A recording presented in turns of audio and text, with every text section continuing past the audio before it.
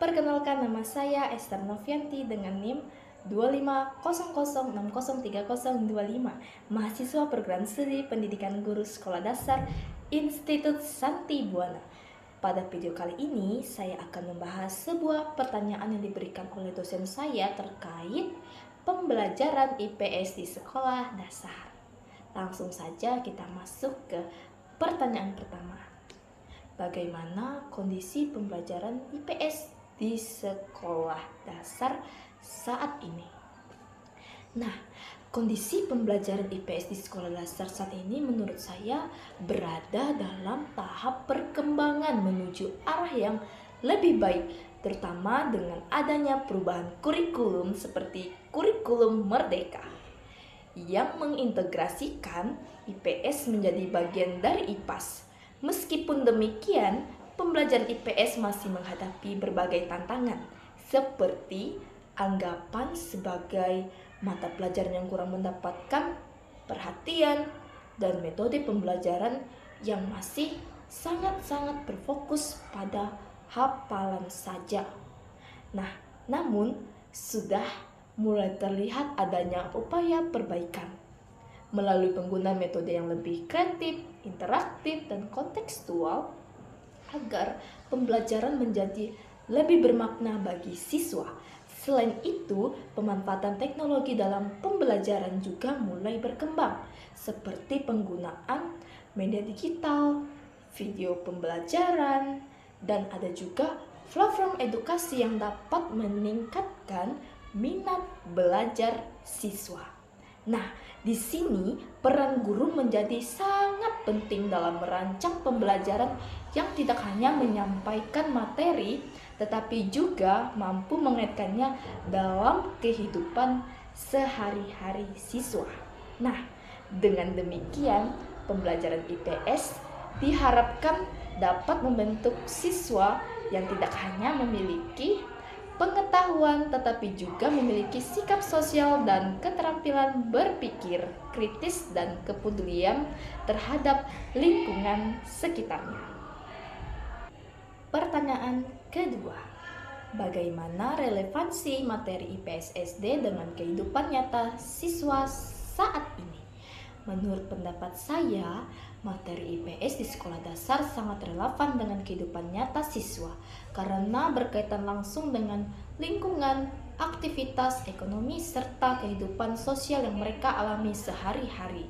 IPS juga berperan penting dalam membentuk keterampilan sosial, nilai moral, dan kemampuan memahami serta menyelesaikan masalah di lingkungan sekitar. Namun, relevansi tersebut belum sepenuhnya dirasakan siswa karena penyampaian materi terkadang masih kurang dikaitkan dengan konteks nyata. Oleh karena itu, diperlukan pendekatan pembelajaran yang lebih kontekstual dan dekat dengan kehidupan siswa agar materi IPS menjadi lebih bermakna, mudah dipahami, dan mampu meningkatkan keterlibatan siswa dalam proses pembelajaran. Nah, selain itu, pemanfaatan lingkungan sekitar sebagai sumber belajar juga dapat menjadi strategi yang efektif seperti mengamati kegiatan masyarakat atau mengenal budaya lokal. Guru juga perlu menggunakan metode pembelajaran yang variatif seperti diskusi, studi kasus, dan pembelajaran berbasis proyek agar siswa lebih aktif dan tidak hanya menerima materi secara pasif saja. Nah, dengan demikian, siswa tidak hanya memahami konsep IPS secara teori, tetapi juga mampu menerapkannya dalam kehidupan sehari-hari. Pada akhirnya, pembelajaran IPS yang relevan akan membantu siswa menjadi individu yang lebih peka terhadap kondisi sosial, mampu berinteraksi dengan baik di lingkungan masyarakat, serta memiliki kemampuan berpikir kritis dalam menghadapi berbagai permasalahan di kehidupan nyata. Pertanyaan ketiga, sejauh mana guru SD saat ini mampu mengembangkan pembelajaran IPS yang menarik dan bermakna? Menurut saya, kemampuan guru SD dalam mengembangkan pembelajaran IPS yang menarik dan bermakna saat ini sudah mulai berkembang, tetapi masih belum merata. Ada guru yang sudah cukup kreatif dengan memanfaatkan berbagai media pembelajaran seperti video, gambar, serta permainan edukatif, sehingga pembelajaran menjadi lebih interaktif dan tidak membosankan. Namun di sisi lain masih ada guru yang cenderung menggunakan metode konvensional seperti ceramah, sehingga siswa kurang terlibat aktif dalam proses pembelajaran. Padahal IPS merupakan mata pelajaran yang sangat penting karena berkaitan langsung dengan kehidupan sosial masyarakat. Melalui IPS, siswa tidak hanya memperoleh pengetahuan tetapi juga belajar tentang nilai, sikap, dan keterampilan sosial yang dibutuhkan dalam kehidupan sehari-hari. Oleh karena itu, guru dituntut untuk mampu menyampaikan materi secara tepat dan sesuai dengan fakta yang ada di lingkungan masyarakat. Selain itu, ada konteks penerapannya di lapangan. Terdapat beberapa faktor yang mempengaruhi kemampuan guru dalam mengembangkan pembelajaran IPS yang kreatif. Salah satunya adalah keterbatasan fasilitas, terutama di daerah pedalaman yang memang belum memiliki akses teknologi atau media-media pembelajaran yang memadai. Kondisi ini membuat guru cenderung menggunakan metode yang lebih sederhana seperti ceramah atau hanya mengandalkan buku ajar sebagai sumber utama pembelajaran. Nah, dari keterbatasan tersebut tentu berdampak pada kurangnya variasi dalam penyampaian materi, sehingga pembelajaran menjadi kurang menarik dan kurang melibatkan siswa secara aktif. Padahal, penggunaan media metode yang bervariasi sangat penting untuk membantu siswa memahami materi IPS lebih konkret dan bermakna. Namun demikian, guru harus tetap dituntut untuk mampu beradaptasi dengan kondisi yang ada, misalnya dengan memanfaatkan lingkungan sekitar sebagai sumber belajar atau menggunakan media sederhana yang mudah dijangkau. Selain itu, interaksi antara guru dengan siswa maupun antar siswa juga perlu ditingkatkan agar tercipta suasana belajar yang aktif dan menyenangkan. Pertanyaan ketiga, sejauh mana guru SD saat ini mampu mengembangkan pembelajaran IPS yang menarik dan bermakna? Menurut saya, kemampuan guru SD dalam mengembangkan pembelajaran IPS yang menarik dan bermakna saat ini sudah mulai berkembang, tetapi masih belum merata.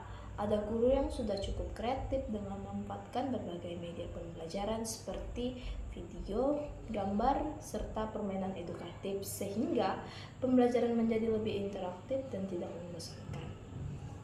Namun di sisi lain masih ada guru yang cenderung menggunakan metode konvensional seperti ceramah, sehingga siswa kurang terlibat aktif dalam proses pembelajaran di kelas.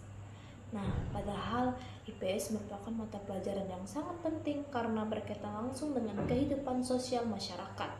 Melalui IPS, siswa tidak hanya memperoleh pengetahuan tetapi juga belajar tentang nilai, sikap, dan keterampilan sosial yang dibutuhkan dalam kehidupan sehari-hari. Oleh karena itu, di sini guru harus dituntut untuk mampu menyampaikan materi secara tepat dan sesuai dengan fakta yang ada di lingkungan masyarakat. Selain itu, dalam konteks penerapannya di lapangan terdapat beberapa faktor yang mempengaruhi kemampuan guru dalam mengembangkan pembelajaran IPS yang kreatif. Salah satunya adalah keterbatasan fasilitas, terutama di daerah pedalaman yang belum memiliki akses teknologi atau media pembelajaran yang memadai. Kondisi ini membuat guru cenderung menggunakan metode yang lebih sederhana seperti ceramah atau hanya mengandalkan buku ajar sebagai sumber utama pembelajaran di kelas. Dari keterbatasan tersebut, tentu berdampak pada kurangnya variasi dalam penyampaian materi, sehingga pembelajaran menjadi kurang menarik dan kurang melibatkan siswa secara aktif.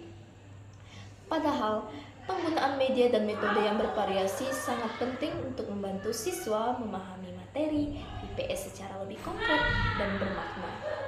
Namun demikian, guru tetap dituntut untuk mampu beradaptasi dengan kondisi yang ada, misalnya dengan memanfaatkan lingkungan sekitar sebagai sumber belajar atau menggunakan media sederhana yang mudah dijangkau.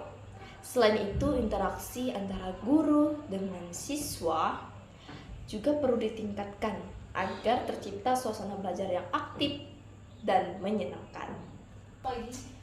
Pertanyaan keempat, apa pandangan Anda terhadap tantangan pembelajaran IPS SD di era digital saat ini? Menurut saya, tantangan pembelajaran IPS di sekolah dasar pada era digital saat ini cukup kompleks. Salah satu tantangan utama adalah keterbatasan akses teknologi, terutama di daerah tertentu yang belum memiliki fasilitas seperti perangkat digital dan jaringan internet yang memadai. Hal ini menyebabkan adanya kesenjangan dalam proses pembelajaran, yang dimana tidak semua siswa dapat merasakan pembelajaran berbasis digital secara optimal. Selain itu, kemampuan guru dalam memanfaatkan teknologi juga masih bervariasi, sehingga belum semua guru mampu mengintegrasikan media digital secara efektif dalam pembelajaran IPS. Di sisi lain, penggunaan gadget oleh siswa juga menjadi tantangan tersendiri karena dapat mengganggu fokus belajar jika tidak diarahkan dengan baik. Kurangnya keterlibatan siswa dalam pembelajaran digital yang kurang interaktif juga dapat menurunkan pemahaman mereka terhadap materi. Selain itu, pengolahan kelas dan sistem evaluasi dalam pembelajaran digital juga membutuhkan penyesuaian agar tetap efektif dan sesuai dengan tujuan pembelajaran. Namun, di balik tantangan tersebut, era digital juga memberikan banyak peluang seperti kemudahan akses terhadap berbagai sumber belajar, media interaktif, serta informasi yang lebih luas. Oleh karena itu, diperlukan upaya dari guru sekolah dan pemerintah untuk mengatasi kendala tersebut seperti meningkatkan fasilitas, memberikan pelatihan teknologi bagi guru, serta mengembangkan metode pembelajaran yang lebih menarik dan interaktif. Nah, dengan demikian, pembelajaran IPS di era digital dapat berjalan lebih efektif dan mampu meningkatkan kualitas belajar siswa. Nah, sekian pembahasan yang dapat saya sampaikan di video kali ini. Saya ucapkan terima kasih.